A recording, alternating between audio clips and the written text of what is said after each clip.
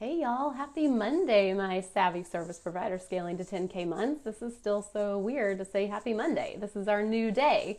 So here we are. I remembered. I hope everyone had a great weekend. We watched the Super Bowl yesterday, which was so weird hearing football on in my house because, we don't watch football. My husband got an antenna so that we could stream live stuff. So our girls have never watched football, so it was very strange. But let me know, did you watch? What were your favorite things, commercials, takeaways? It really just reiterated why I don't watch football, because those 2 minutes before halftime were 20 minutes, and I was like, I can't handle this. So that is what we've been up to. Hi, Rachel. Thanks for joining. If you're here, please say hello. We are talking today about why your sales calls aren't converting. One tip to increase and book more high ticket clients. So really excited about this conversation. Be sure to comment, ask your questions. This conversation is for you. Also, we have a fun giveaway, a free sold out strategy session. If you're someone who's not, someone I have not had the pleasure of connecting with, you will be eligible to win. We'll announce this on Friday. So all you have to do is leave a question, comment, say hello, and you'll be entered to win that. And we will dive in. So Rachel, let me know, did you watch the Super Bowl? I couldn't even think of what it was called, but let me take a sip of water. So I told you about the new day, Mondays. We talked about the free sold out strategy session for someone who joins or catches the replay and says hello or asks questions. So now we're going to talk about, we'll go ahead and start the conversation. We'll dive in. With high ticket sales, with a high ticket offer or concierge or VIP or done with you, you need to be good at sales calls. And this is something that as a done for you, hourly, low ticket person, you did not have to be good at sales calls. And so when you pivot, this is just a kind of smack in the face of new information. So I really want to be here and be a voice for this and talk about this, because as someone who pivoted from a $35 an hour bookkeeper to someone who now sells out a 9K offer and has crossed the $1 million mark in my business, I had to learn this the hard way, and I don't want you to learn this the hard way. And so we're going to talk about that one tip today. But you do need to be good at selling. So we're going to talk through how to go from someone saying, I can't afford you, to saying, where do I pay? When can we start? Because this one tip will change the game when you hold sales calls.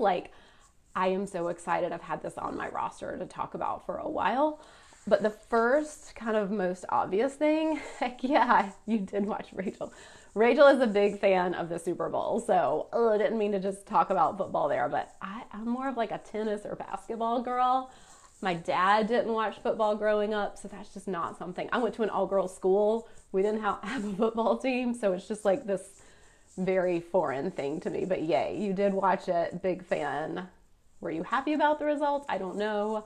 My girls just wanted to see Taylor Swift. That's what we were interested in. So we were there for the commercials and Taylor Swift. But thank you for letting me know. Big football fan. Good to know.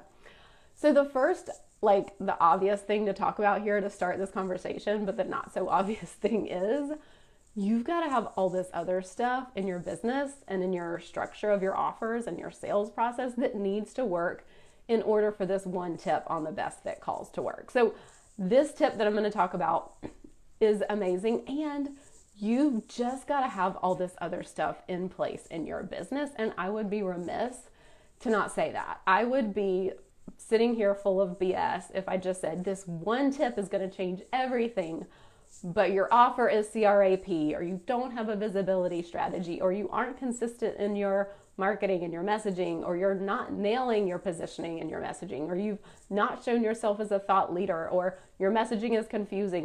All of that stuff has to be in place and working like a well-oiled machine for this one tip to nail it, for you to be able to blow up your business. Because it's such BS to sit here and be all you have to do is do this one thing without having all of that stuff in place. So that feels so important to say. And I just have to start there, because again, I would be blowing smoke if I was you only need this one thing, but you can't have a crappy offer. You have to get visible. You have to nail your messaging. That all is pieces that need to be in place for these best fit calls to really convert. And so again, I feel like a broken record, but book a best fit call, book a coaching consult if you are not sure where your gap is, because we can talk sales call strategies all day long. But if your offer sucks, or your visibility strategy sucks, or your messaging sucks, or people aren't clear, they're not sold on YU, this little thing is not gonna like help you. So book a best fit call. I'll drop the link below. Again, this is just a free clarity consult, like whether we work together or not. You will walk away knowing the like kink in the hose you need to solve for, whether it is the best fit call or whether it's like the 50 things that need to happen before that to support someone to see you as YU out of the thousands of other people. Like, we don't even have to work together. This will be a call that will just literally help support you to know what your best next step is. Maybe it's booking a week-long coaching intensive with me. Maybe it's something else, but at least you will know, and you won't have to keep wondering or keep chasing things and just like doing the next download and PDF. Like, you will have so much clarity. So again, I'll put the best fit call below. We've got one more week-long intensive opening this month. So be sure, if you're interested, grab that. So that feels important to say. We are going to dive into the first piece of this hack, or the ingredient. And this is to stop making sales calls about you.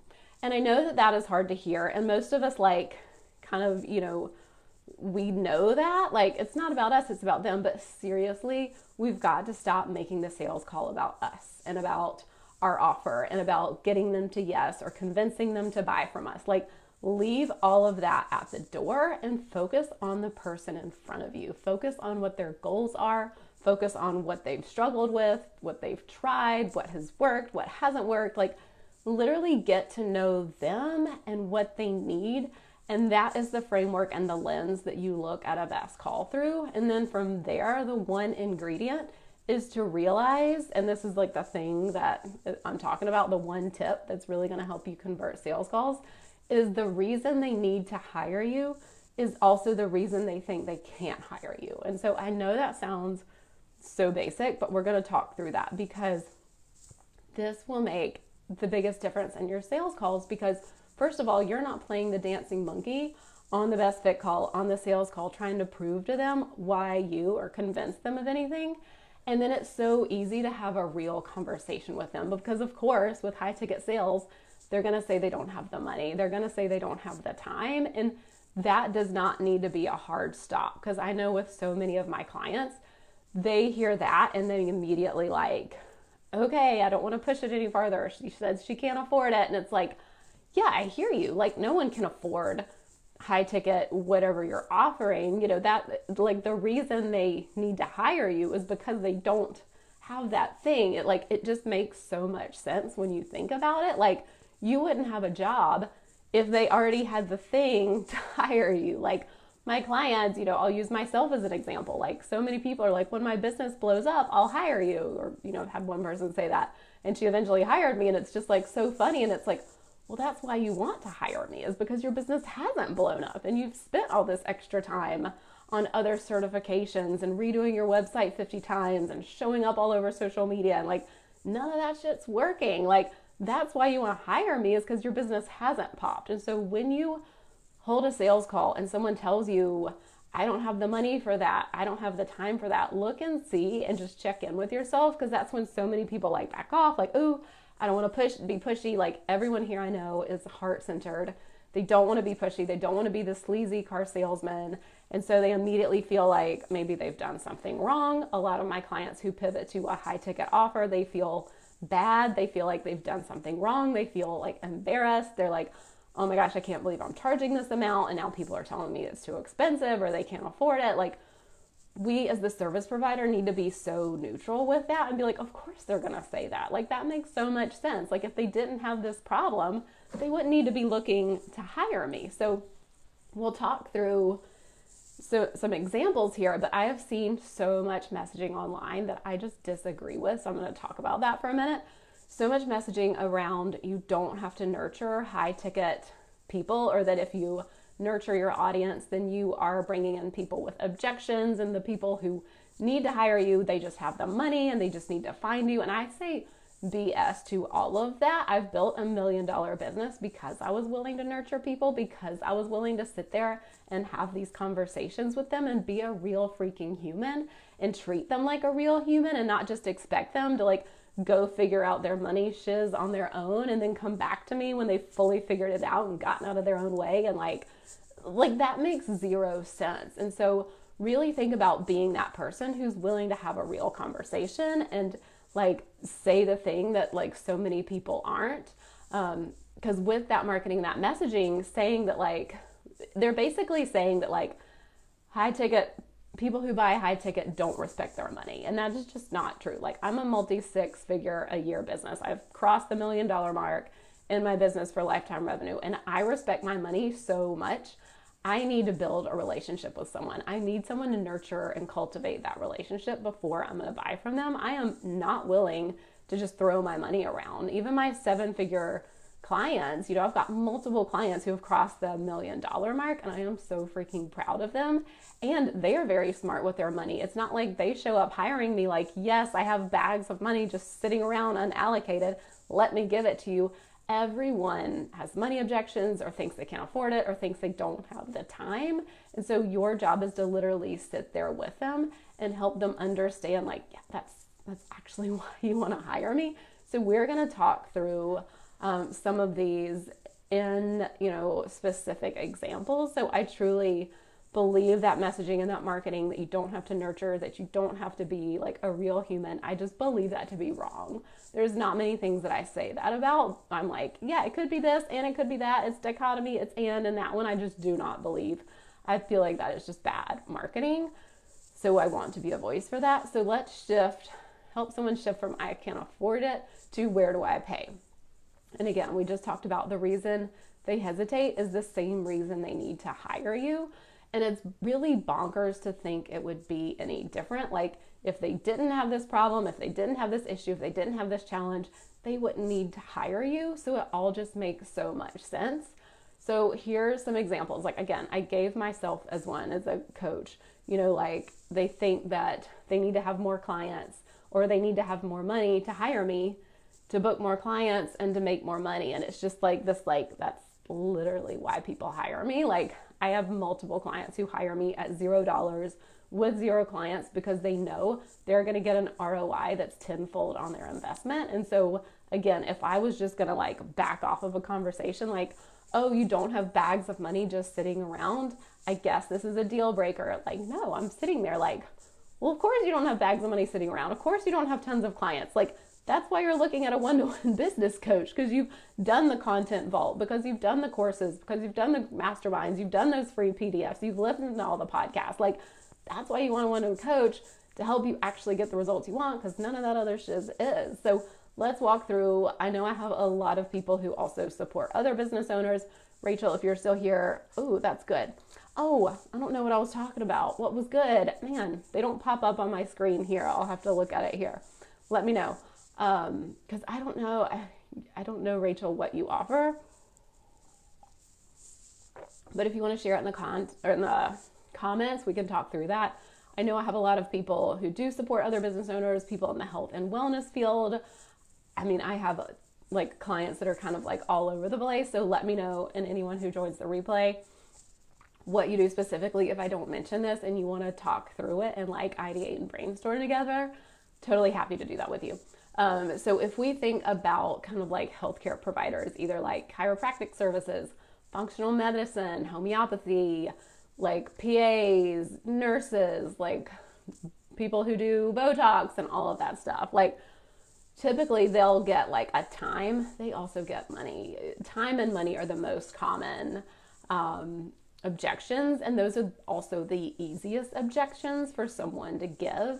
And so, you know, if you're getting the, like, I don't have time for weekly treatments, or I don't have time, like I even have had, you know, 7-figure business owners who are like, I don't have time for one-to-one coaching. And it's like, well, like, that's why you're not getting the results, is because of the time thing. But really helping them see like your body isn't functioning optimally, and their lack of, you know, like energy, and there are symptoms showing up, and the chronic pain and the burnout is from like literally like not feeling better. And so like if you could feel better, it would give you back more time and more energy. And so helping see that reframe is like, well, I mean, no one really has time. Like we're all busy, we all have stuff to do, but like you are gonna feel so much better, and you'd probably get back time and have more energy if you committed to this, you know, weekly chiropractic or functional medicine or whatever it is. So that's one example. I know a lot of my health coaches and kind of people who help with weight loss, they hear something like, I can't commit to a program. And it's like, actually, you need that structured support. Like, that's why you haven't gotten results doing it alone, because you didn't have that. Like, that's exactly why my program exists in this way. So you don't have to rely on willpower alone. Like, what if this time you had the right support? Like, that's just a way that someone who offers, you know, wellness or health coaching can talk about it, because it's like the reason they think they can't get that support is also the reason they need it. So Rachel says, oh, the reason why they don't hire you is why they should. Yes. Okay.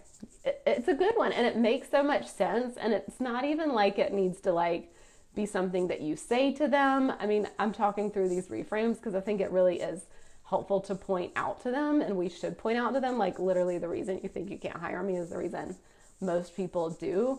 But also just in your head to know on a sales call, like you're not doing anything wrong. Like that is like kind of the underlying key here is like we make ourselves so wrong for things and we back off because we don't want to be sleazy. But like this is the thing to help you lean in and be like, actually, this is really why every other client hires me. Like everyone thinks that they have more, you know, my clients have more money than they do. And it's like, literally, they don't have more money than you. They just trust themselves and trust that they'll get an ROI on this. And so you speaking to that, and first of all, being so clear and grounded and like being confident for them and helping them even borrow your confidence is so powerful. And just holding them and being like, of course this feels scary. Of course this feels like you don't have the money or the time. And that's why it's exactly the right fit. And that's when you get to connect the dots for them. So you says, P.S. I'm an email copywriter. Nurture people's audiences. Yes, you're with me. Nurture, nurture, nurture. It's how I've created $1 million in my business. I will preach it till the day I die. Okay, so, and feel free, Rachel, if you want to drop any, and I know this, you know, you don't have to get too personal here if you don't want to, but if you wanted to drop any objections or reframe anything together, totally happy to do that since you are here and live, and that's the benefit of being live. It's basically like free live coaching. So feel free to bring anything that feels relevant. But I know a lot of my daughter's on a dance team, and now the dance moms Texas, they might be blowing up. So hopefully you're not seeing me like get rid of those all the time because they get really intense. I love them though, but lots of moms on a big group text. So if we're thinking that was the health coach and the weight loss, so beauty, high-end skincare, anything like that, you know, we hear so often my clients that offer these are like, that's too expensive for a facial or hair treatment or XYZ. And it's really seeing that, like helping them see like your DIY approach and the YouTube videos you've watched and whatever you get at CVS ain't working for you. So that's why this like support is going to help you save money, probably save time. You've already spent however many hours trying to learn this yourself. You've already spent however much in products that are probably gunking up your bathroom. Like the reason, you know, if you invested in something like this, it would actually work for you the first time and you could cut all that SHIT stuff out and move on with your life. You know, that's one example there, like personal training. Like no one thinks they can afford a personal trainer. Everyone thinks they should be able to do this on their own. They should be able to see results on their own. There's YouTube video. I use YouTube as an example all the time. I use Google all the time, use AI all the time, because everyone thinks they should be able to get a transformation with the information that's out there. But as a high ticket service provider, you're not selling information, you're selling a transformation. And so you're connecting the dots for them on why they haven't gotten that transformation. And it's because of your support, because they haven't had someone in their corner like you supporting them along the way. So with this personal trainer fitness example, like it feels so indulgent to pay for that, but it's really like it's actually costing you, you know, a gym membership that you never go to, or spending so much time working out, doing things that don't actually serve you or your body and aren't getting you results. Like it's speaking to these and having these kind of conversations and being willing to be the voice that might be saying the uncomfortable thing, that is like the person who's willing to say like, well, you you feel like you should be able to do this on your own, but you haven't. So like, let's have that conversation. The last example I will give is like life coaching or mindset work. And it's like, again, I should be able to figure this out on my own. I should be able to do this myself. I don't have the money lying around to get support with my mindset. And it's like, well, you've been stuck in the same patterns because you can't figure it out. You've been stuck, like we can't see the spinach in our own teeth. Like that's why you've stayed stuck. This is the support that I provide my clients. It's like, you can't see the label from the inside of the jar. Like that's what I'm here for. I'm literally helping you break patterns. I'm literally helping you see things in your business, opportunities, like just so many little things. Like I call it low-hanging fruit. I don't love that term, but I have clients come in and I'm like, there are so many opportunities right off the bat. Like they want to jump to getting an online presence and doing this masterclass and blah, blah, blah. And I'm like, there's like 10 other things here right at your feet that we could totally tap into. And you could probably book some quick clients just from that, but they can't see that. So of course I'm talking about the life coaching or mindset work example, but it's really like they've been stuck. They haven't gotten results because they've been trying to DIY it. They just haven't had the support to like make that, transition, get past their own, fears or, get out of their own way. Like all of that stuff comes from your support and being willing to say that on the call. So let's kind of recap here. Yes, Rachel says, people think they should be able to do it on their own. It's their business, so it feels indulgent, but they're too close to their work. So an outside perspective helps a lot. Amen. I mean, you said it just perfectly. Like we do that with everything. Like I will use myself as an example with parenting. Like I have started reading, my kids are 9, 8, and 6, but I have always read parenting books. And now recently I got hooked up with like a podcast and like a program access to all this stuff. And it's just like, oh my gosh, it's opened up all these tools and resources and just things I can say and mindsets to take that like I never had on my own. Like it's bonkers to think we're supposed to be able to do all this stuff ourselves. Like, especially Rachel, you support business owners. Like I support business owners. It is bonkers. It's bananas to think that you're supposed to be able to create your offer, to deliver on your offer, to be able to get visible with your offer, to nail your marketing and your messaging and your positioning and hire a team and do all this stuff. Get out of your own way on your own. Like it's such bullshit. It's just like saying like, oh, you're supposed to be this, well put together mother and do everything perfectly with a smile on your face and do it all alone. And it's just like total BS. And I don't buy into it. And it's kind of like this whole do it yourself, pull yourself up by your bootstraps kind of mentality that is like, that is decades old. Like that is like my grandparents' mentality. And we're stepping into an age today where it's like, we just have to learn, like, I can't do everything on my own. Like I've built $1 million business because I've been willing to hire a team, because I got a one-to-one coach. Like that is why I've crossed $1 million. If I still did everything myself, yes, I would have 80% profit margins, but I would have missed out on like $700,000 of revenue. So that is the power of getting support and not DIYing it. So most common objection you get, yes, they feel like they should be able to do it on their own. And that is something that is just so powerful to speak to. It's just like, I hear you. Like, I would love to do everything on my own. Like, that makes so much sense that it's your business, especially with your, let's see, let me just double check. Yes, copywriter. Like, I should be able to write my own emails and have them convert into sales. And it's like, well, they're not. Like, so let's have that conversation. Like, because if you're on a best fit call with someone, it's like, they're probably on a best fit call with you because they think, they see that the gap is there. They see they're not getting the results that they want. So when you tell them your rate, they're probably like, well, for that rate, I should just be able to do it on your own. And then you're like, well, it makes so much sense. You think you can't hire me because you think you should be able to do this on your own, but you're not getting the results that you want. And helping them see, like, what if we increased your, sales open rates by X%? Like, what would that do to your, sales? What would that do and get the ROI that you want? Like, that's such a great. And thank you, Rachel, for sharing that and just like being open about that, because we all get the money objections, the I can't afford it, or I should just be able to do it on my own, and being willing to like open the door and be like, I totally get it. In like an ideal world, we would be able to do all this stuff on our own, but that's like, we live in reality where like you're good at this. You're good at this part of your business. Like, so many people hire me because they are so smart. They have certifications.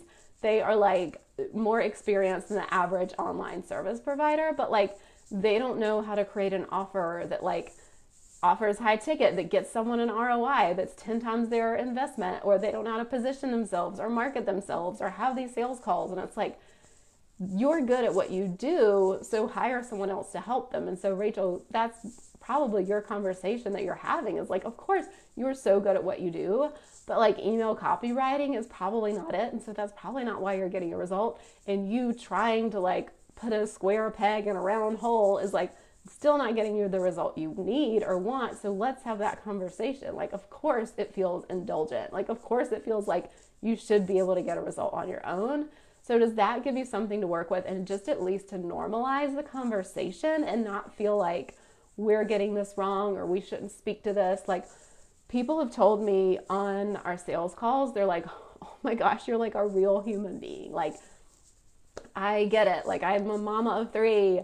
I have dance expense, like I know that none of us are just like sitting around with bags of money to invest. And I've gotten so many compliments on my sales calls because people are like, you're not trying to argue with me. You're not trying to tell me if I wanted it bad enough, I would have to go sell my wedding ring or whatever. Like, just be that person who's willing to sit there. And that was kind of like the last note that I have is just holding the silence. Like, let there be uncomfortable silences. Let there be pauses. Let them sit and think and reflect on what you said, and you're reflecting back to them what you hear. Like, be willing to not fill the void and play the dancing monkey. Really enjoying this. Thanks, Jordan. Oh, good. I'm so glad. Thanks for coming, Rachel. I don't know if you have to hop off, but I'm so glad this was helpful. But instead of shutting down the conversation, if someone says, I can't afford it, I need to think about it, like, those are just knee-jerk reactions. Like, that is the first thing someone says that comes out of their mouth, but like, it's probably because they need to process their fears. They need to process, they don't really think they're going to get an ROI, or they've made mistakes in the past and now they don't trust themselves to get an ROI because they've invested before and it didn't work out. And so why is it going to be different this time? Like, really being someone who will sit there with someone in the muck, especially as a business coach, like, that's literally my job when they hire me. So it makes so much sense, that I would do it on the front end. So see yourself as being the person to like sit in the muck. Let them be, have the silences. Let them think through things. Don't try to like just spew a bunch of stuff at them and convince them or anything. Like, literally sit there and open the conversation and just like let them see, like, you acknowledge their concern, but it's like not the final end. An empowered no is the end of the conversation, but until they give you that empowered no, they're really kind of asking, like, how can I get what I want? How can I make this happen? Like, how can I have the money? How can I have the time? Like, an objection is not a no. And so really being willing to see this is totally normal. Of course, they feel like they can't hire you because they have this problem that they need to hire you to support them with. Like, it all makes so much sense. And that will like really help your conversions. That is going to make you stand out with anyone they have a conversation with. They will remember you. Even if they don't hire you in that moment, a few weeks later, a month or 2 later, after your next training, you will be the one that they are looking to and going to hire because you were the one who sat there and acknowledged all of that and lovingly reflected to them like how they were getting in their own way. And that's how they get a result, is to stop getting in their own way. So that is it. That is the tip. But remember, this tip works because you have people who have been primed to buy from you, because you have an offer that really gets them a transformation, because you've spoken to that transformation, because they've shown them why you, like, I talk so much about like pricing is not just the price on your website, it's the value and the transformation that they see. So if you're just having money conversations, if you're just talking about pricing, it's because they haven't gotten there yet from your messaging and your marketing. So you've got to have all these pieces in place. It's a client journey. The journey over here is the best fit call, but all these other pieces led up to that. And if you're ignoring all of that, if you're ignoring your messaging, if you've not been intentional about your offer, please, please, please go back to that. Book a best fit call, because all these little puzzle pieces need to be in place for them to be like, yeah, this feels stretchy and uncomfortable, but I'm going to do it. I'm going to hire you. Like, I don't know how I'm going to make this money. I don't know how I'm going to do it, but I'm going to freaking make it work. And it's because you've done all that work first. So use this tip. Definitely, like, this is going to change the game on sales conversations. But book a best fit call. If you're missing any of these other pieces, this tip doesn't mean anything. It's not going to help you at all if you haven't already built a relationship, if you've not already positioned yourself as the go-to expert, as someone who can really help them get a transformation. You're just kind of going to hit like a wall with this sales conversation because they're not the right fit. You didn't call in the right people. They don't value your services. They're literally just like, who's the cheapest person I can find? And that all comes from creating a beautiful sales process that attracts the right people, nurtures them, and helps them see you as the next best fit. So hope that was helpful. We will be back again next week. I am very excited. So I just hit the $1 million mark in my business. So we are having an entire live stream about that. And the biggest surprise that came from creating $1 million, never working full time, while birthing and raising 3 kids, while taking, the month of July off with my kids. I want to have a really juicy conversation about that. So that's what we will be talking about next week. So be sure to come back. And again, thanks for y'all. Thanks, Rachel, for joining live. Thank you to anyone who catches the replay. I love y'all. I'll be back next week. Bye.